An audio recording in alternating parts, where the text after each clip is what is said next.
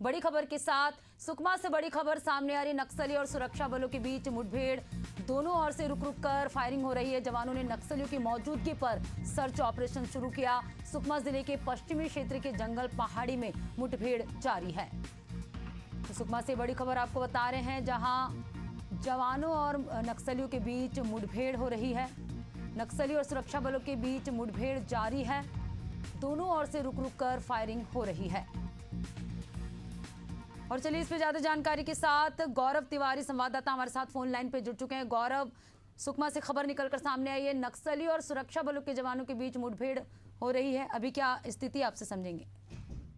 यह बता दूं आपको कि सुबह ही आज ये जानकारी निकल करके आई कि सुकमा के पश्चिमी क्षेत्र है। और वैसे मैं बता दूं आपको कि जितने भी नक्सल प्रभावित क्षेत्र हैं वो सारे सुकमा के पश्चिमी क्षेत्र में है, क्योंकि सुकमा जिला के उत्तर में बस्तर संभाग है और दक्षिण में तेलंगाना और आंध्र प्रदेश लगा हुआ है। और वहीं आपको बता दूं पूर्व में सबरी नदी और उसके उस पार उड़ीसा है। तो पश्चिम का जो एक क्षेत्र है वही पूरी तरह से नक्सलियों का गढ़ माना जाता है। तो उन्हीं पश्चिम के क्षेत्र में आज सुबह से ही पुलिस और नक्सलियों के बीच रुक रुक कर मुठभेड़ हो रही है। और इसमें निकल करके जानकारी निकल करके आ रही है कि नक्सलियों को निश्चित ही सुकमा पुलिस के द्वारा कुछ बड़ा नुकसान भी पहुंचाया गया होगा। लेकिन अभी वहां पर मुठभेड़ चलने के चलते ये जानकारी अभी तक पुलिस वालों ने दी नहीं है। पुलिस के आला अधिकारियों ने इसकी जानकारी नहीं निकाल कर दी है कि कहाँ मुठभेड़ हो रहा है, क्योंकि अभी भी जंगलों पर जवान मौजूद हैं। तो उनके सुरक्षा के दृष्टिकोण से इस बात को अभी बताने की कोशिश की जा रही है कि लोकेशन जो अभी वहां का नहीं बताया जा रहा है। तो यही जानकारी निकल करके आ रही है। और पुलिस ने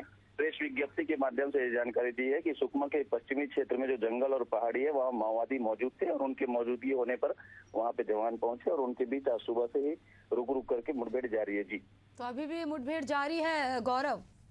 जी, अभी भी वहाँ पे मुठभेड़ जारी है। और मुठभेड़ के बाद जब पूरी मुठभेड़ समाप्त हो जाएगी तो जवान उस इलाके की सर्चिंग करेंगे। फिर वहाँ पर ये जानकारी निकल करके आएगी कि कितने नक्सलियों को जवानों ने नुकसान पहुंचाया है, या फिर नक्सलियों की किन किन चीजों को जवान ने निकाला है, क्या क्या चीजें वहाँ से बरामद हुई है, और कितने सारे वहाँ पे नक्सली थे, कितने मारे गए या कितने नक्सली वहाँ से भागने में सफल हुए। सारी जानकारी जो है मुठभेड़ के बाद निकल करके आएगी। और मुठभेड़ के बाद सर्चिंग के बाद पुलिस जो है सारी जानकारी को विस्तृत रूप से देने की बात कही है। जी बिल्कुल गौरव, तभी तक जो है आधिकारिक पुष्टि नहीं हुई, आधिकारिक जानकारी अभी सामने नहीं आई। फिलहाल अभी भी मुठभेड़ जारी। जवानों ने नक्सलियों की मौजूदगी पर सर्च ऑपरेशन शुरू किया और सुकमा जिले के पश्चिमी क्षेत्र के जंगल पहाड़ी में मुठभेड़ चल रही है। शुक्रिया गौरव तमाम जानकारी से जुड़ने के लिए।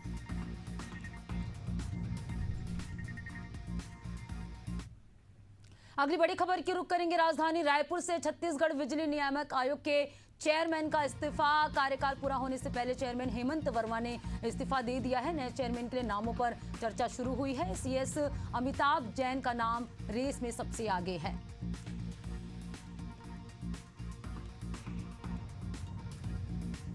बड़ी खबर आपको बता रहे हैं राजधानी रायपुर से, जहां छत्तीसगढ़ बिजली नियामक आयोग के चेयरमैन ने इस्तीफा दे दिया। कार्यकाल पूरा होने से पहले चेयरमैन हेमंत वर्मा ने इस्तीफा दिया है। नए चेयरमैन के लिए नामों पर चर्चा शुरू हुई। सीएस अमिताभ जैन का नाम इस रेस में सबसे आगे है।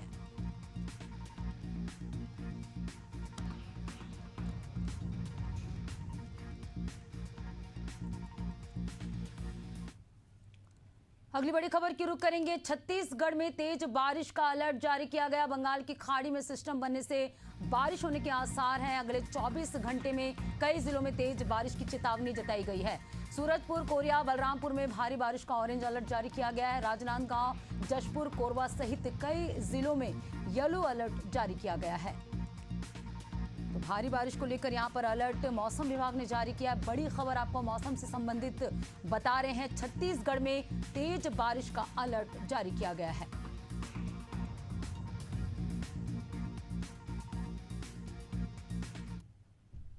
और चलिए बात करेंगे अगली खबर की। प्रधानमंत्री नरेंद्र मोदी के 75वें जन्मदिन के मौके पर सनातन ध्वज वाहिनी और महिला मोर्चा के द्वारा रायपुर के महादेव घाट पर खारून मैया समरसता भव्य महाआरती का आयोजन हुआ।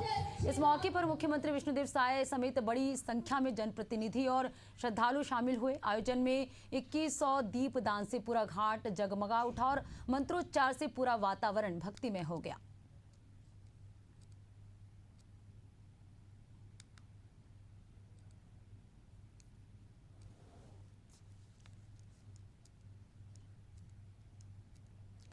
केंद्रीय सड़क परिवहन और राज्य मार्ग राज्य मंत्री अजय टम्टा ने कौरब में लगातार बिगड़ती हालात के लिए कांग्रेस और अल्मोड़ा विधायक मनोज तिवारी को जिम्मेदार ठहराया है। मंत्री अजय टम्टा ने कहा कि कौरब पहाड़ियों के ट्रीटमेंट के लिए केंद्र सरकार ने बड़ी राशि स्वीकृत की है। हिल साइड ट्रीटमेंट के लिए 51 करोड़ और वॉली साइड ट्रीटमेंट के लिए 17 करोड़ रुपए की मंजूरी दी गई है। उन्होंने कहा कि यहाँ पहाड़ियां लगातार दरक रही है, ऐसे में ट्रीटमेंट का कार्य और यातायात को एक साथ सुचारू बनाए रखना संभव नहीं है।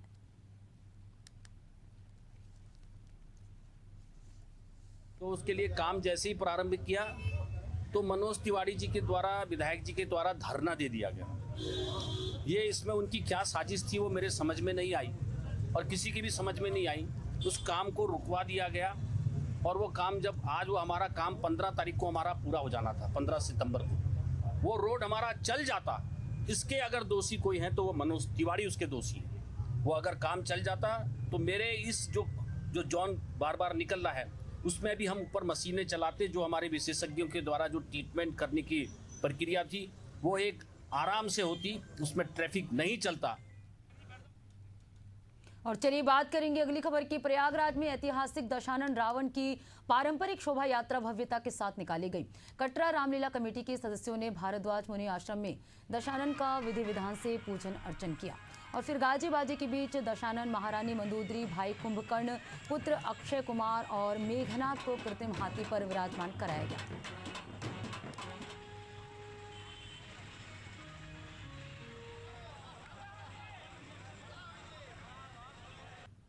रावण की भव्य शोभा यात्रा से हमारी रामलीला का आगाज होता है। आज हमारी रामलीला कमेटी के द्वारा रावण की भव्य शोभा यात्रा, रावण पूरे बाजार में भ्रमण करते हुए दर्शन देंगे जनता को। और रावण का ये आदेश है कि जो भी व्यक्ति राम का नाम लेगा उसका कान में शीशा घोल करके पिला दिया डाल। चमोली जिले के नगर पंचायत नंदा नगर के वार्ड कुंतरी में भारी वर्षा के कारण मलबा आने से 6 भवन पूरी तरह क्षतिग्रस्त हो गए हैं। प्रारंभिक जानकारी के अनुसार इस घटना में 5 लोग लापता है, जबकि 2 को सुरक्षित निकाल लिया गया है। घटना की सूचना मिलते ही एसडीआरएफ की टीम नंद प्रयाग पहुंच गई है और एनडीआरएफ की टीम को गोचर से नंद प्रयाग के लिए रवाना किया गया है।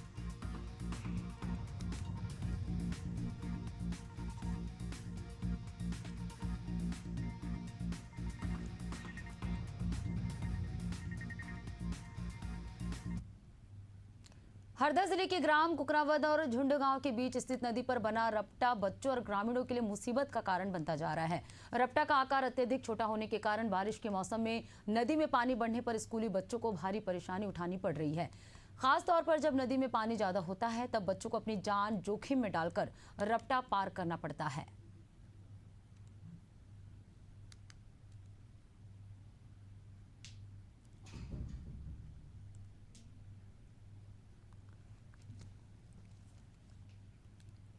गुना के बमोरी विधानसभा क्षेत्र के विधायक ऋषि अग्रवाल ने फतेहगढ़ स्थित सीएम राइज स्कूल का औचक निरीक्षण किया।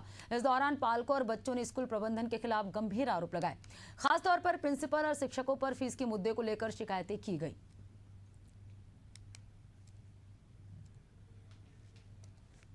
सबमिट कर देंगे तो लौटाने का तो सवाल ही नहीं है। बच्चों को बोल नहीं, कल ही ये हमें माननीय विधायक साहब ने वहाँ की और पूर्व में जो वहाँ के पालक थे मोहन बघेल द्वारा भी अवगत कराया गया था कि संबल योजना के अंतर्गत कुछ बच्चों की जिनके पास कार्ड हैं उनसे शायद फीस वसूली की जा रही है और कोई उनको रसीद भी नहीं दी जा रही है। तो तुरंत मैंने उसी समय हमने एक कमेटी गठित कर दी थी यहाँ से।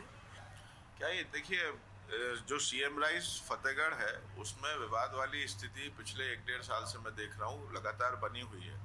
कभी आपस में टीचर्स का विवाद होता है, कभी बच्चों का विवाद होता है मैनेजमेंट के साथ में। तो मेरे को लगभग 10 दिन से फ़ोन आ रहे थे कि अभी परीक्षा शुल्क जमा होना है, तो परीक्षा शुल्क ज़्यादा लिया जा रहा है। जिन लोगों को परीक्षा शुल्क नहीं देना, जो शासन की तरफ से छूट है, जैसे अनुसूचित जाति के बच्चे, अनुसूचित जनजाति के बच्चे हैं, जो संबल परिवार के बच्चे हैं, इन लोगों को एग्ज़ाम फीस गवर्नमेंट ने इनको निःशुल्क कर रखा है, इन्हें देना नहीं है, फिर भी इन लोगों से फीस ली जा रही है।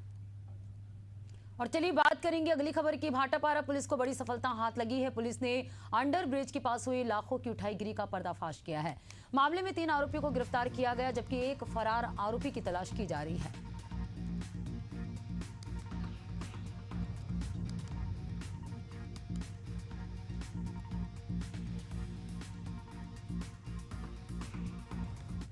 दिनांक 16/9/2025 को प्रार्थी सचिन सचदेव के द्वारा यह रिपोर्ट की गई कि उनने 9,45,000 रुपए बैंक ऑफ बड़ौदा से विड्रॉल किए थे और जिसे वो लेकर जा रहा था।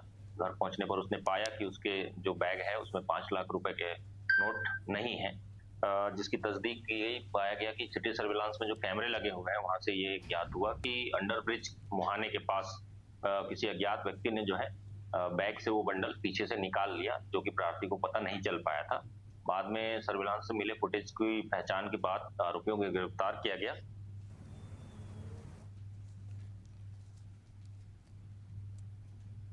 बुलंदशहर के कस्बे जहांगीराबाद के रहने वाले पीड़ित ने अपने पड़ोसी के खिलाफ पुलिस अधीक्षक से शिकायत की है।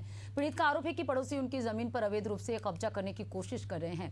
पीड़ित ने पुलिस अधीक्षक से न्याय की गुहार लगाते हुए आरोपी के खिलाफ सख्त कार्रवाई की मांग की है।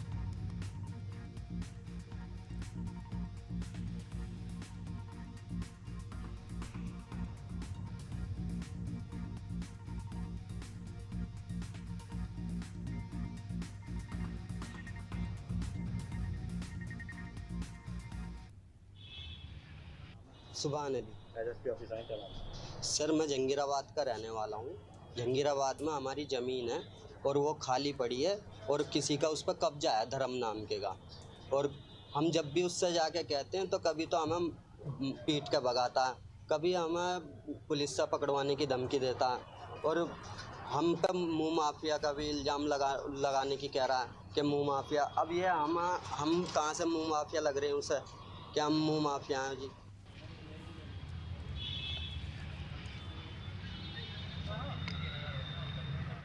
दुर्ग पुलिस ने नशे के कारोबार पर बड़ी कार्रवाई की है। कार्रवाई के दौरान पुलिस ने 18,000 से अधिक नशीली गोलियां और सिरप जब्त किए हैं। वहीं आरोपी वैभव खंडेलवाल को गिरफ्तार कर न्यायालय में पेश किया गया। दुर्ग सीएसपी हर्षित मेहर ने मामले का खुलासा करते हुए विस्तृत जानकारी दी।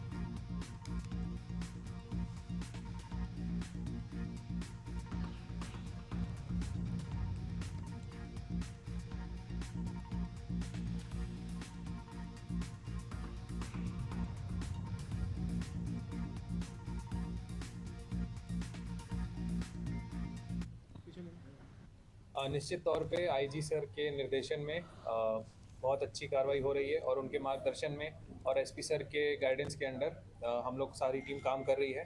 तो उसी के तहत हमें एक मुखबिर सूचना मिली कि एक आरोपी जो पहले भी मोहन नगर क्षेत्र के एनडीपीएस का एक आरोपी है, वैभव खंडेलवाल 30 वर्षीय, बोरसी में उसके पास बहुत ही बड़ा एक खेप नारकोटिक टैबलेट्स का है। तो उसमें रात को क्राइम ब्रांच की टीम और बदनापुर थाने की टीम ने साथ में दबिश दी और उसके पास से करीब 17,208 टैबलेट्स और 12 नग कफ सिरप बरामद की गई है। हाथ मत डालो।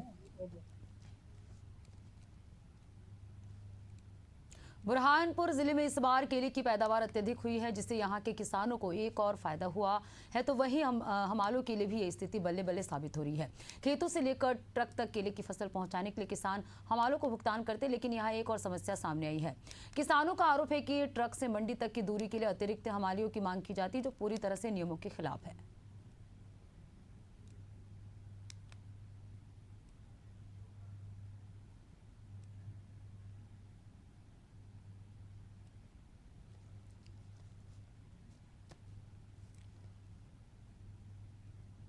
राजधानी रायपुर में इस साल भी गरबा की धूम देखने को मिलेगी। एशियन न्यूज और न्यूज प्लस 21 द्वारा आयोजित रास गरबा का आयोजन 25 से 28 सितंबर तक ओमाया गार्डन में किया जाएगा। हर साल की तरह इस बार भी गरबा प्रेमियों को नृत्य, भक्ति और आनंद का अद्वितीय अनुभव मिलेगा। रास गरबा के आयोजन को लेकर रायपुर सांसद बृजमोहन अग्रवाल ने आयोजन समिति को बधाई दी और कहा, भक्ति के साथ गरबा करने से हर किसी को शक्ति मिलती है। ये आयोजन न सिर्फ सांस्कृतिक धरोहर को बढ़ावा देता है, बल्कि युवाओं को एक साथ आने और अपनी परंपरा से जुड़ने का भी अवसर प्रदान करता है।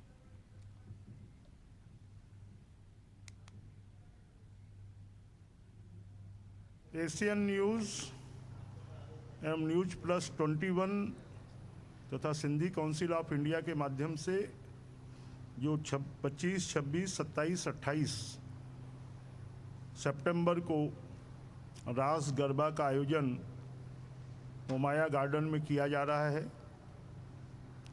मेरी बहुत बहुत शुभकामनाएं हैं, बधाई हैं। और भक्ति के साथ में सबको गरबा करने की शक्ति प्राप्त होगी। और गरबा एक ऐसा माध्यम है कि जिससे स्वास्थ्य के लिए भी बहुत अच्छा काम करता है। मेरी शुभकामनाएं हैं इस गरबा की सफलता के लिए। सभी आयोजकों को बहुत बहुत बधाई और शुभकामनाएं। और चलिए इस बीच बुरहानपुर से बड़ी खबर सामने आ रही। ट्रक ने बाइक को मारी टक्कर।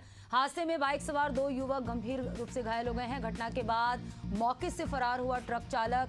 शाहपुर थाना क्षेत्र के इंदौर इच्छापुर हाईवे पर यह बड़ा हादसा देखने को मिला। तो बुरहानपुर में भीषण सड़क हादसा हुआ। बड़ी खबर आपको बता रहे हैं, ट्रक ने बाइक को टक्कर मारी। हादसे में बाइक सवार 2 युवक गंभीर घायल हुए हैं। घटना के बाद मौके से फरार हुआ है ट्रक चालक। घटना के बाद मौके से ट्रक चालक फरार हो गया। शाहपुर थाना क्षेत्र के इंदौर इच्छापुर हाईवे पर यह हादसा हुआ। तो ट्रक ने बाइक को टक्कर मारी। बुरहानपुर से तस्वीरें सामने आई है। हादसे में बाइक सवार 2 युवक गंभीर रूप से घायल हो गए हैं। घटना के बाद मौके से ट्रक चालक भी फरार हो गया है। शाहपुर थाना क्षेत्र के इंदौर इच्छापुर हाईवे पर यह हादसा देखने को मिला।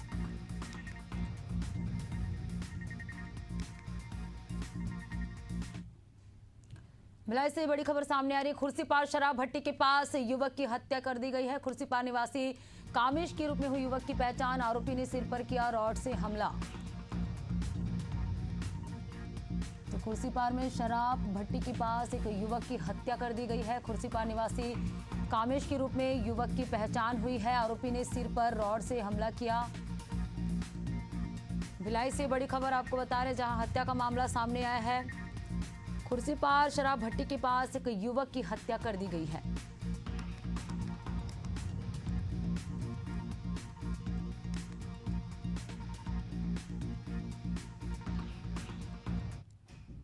अगली बड़ी खबर की रुख करेंगे। छत्तीसगढ़ के 10 जिलों में ईडी की रेड। भिलाई के हुडको निवासी सुधाकर राव के घर पहुंची ईडी। सुबह 6 बजे पहुंची 4 सदस्यीय टीम।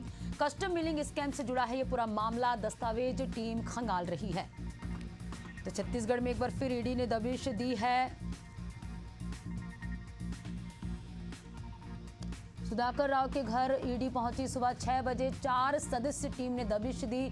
कस्टम मिलिंग स्कैम से जुड़ा है ये पूरा मामला। टीम पूरे दस्तावेज जो है खंगाल रही है। तो भिलाई के हुडको निवासी है सुधाकर राव, जहां ईडी ने दबिश दी है। सुबह 6 बजे 4 सदस्यीय टीम पहुंची है सुधाकर राव के घर। कस्टम मिलिंग स्कैम से जुड़ा ये पूरा मामला है। वही जो टीम है दस्तावेज खंगाल रही है। बड़ी खबर आपको बता रहे हैं, छत्तीसगढ़ के 10 जिलों में ईडी की रेड पड़ी है। और चलिए इसमें ज्यादा जानकारी के साथ सोमनाथ साहू संवाददाता हमारे साथ फोन लाइन पे जुड़ चुके हैं। सोमनाथ, ईडी ने दबिश दी है सुधाकर राव के घर, आपसे जानेंगे पूरा मामला। पूरा मामला जिले के भिलाई का है, जहाँ पहले 6 बजे 4 सदस्य की टीम आई है और ये दस्तावेज खंगाल रही है। और जो आसपास के क्षेत्र में